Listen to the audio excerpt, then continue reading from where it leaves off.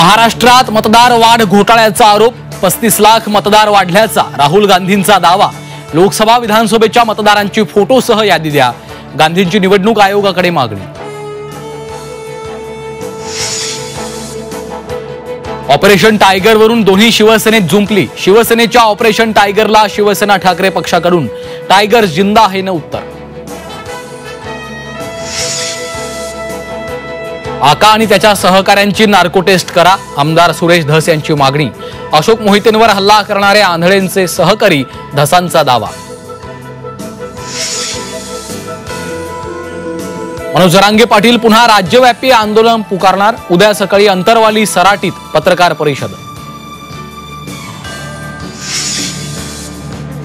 लाडकी बहीण योजनेतून आतापर्यंत 5 लाख अर्ज बाद, अपात्र महिलांना योजनेतून वगळण्यात येत असल्याचं महिला आणि बालविकास मंत्री अदिती तटकरेंची घोषणा।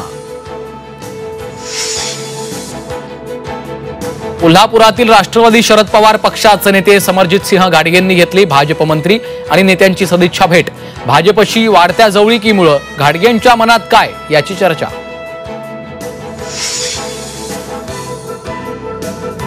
सांगलीच्या जतमधील करगणी गावात 4 वर्षीय चिमुकलीची अत्याचार करून हत्या, पोलिसांकडून आरोपीला अटक।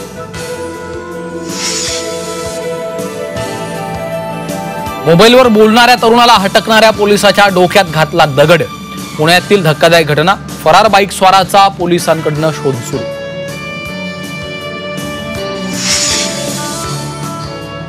आणि पुण्यात गियाबारेमुळे आणखी एका रुग्णाचा मृत्यू, मृतांची संख्या 6 वर तर एकूण रुग्ण संख्या 140 वर।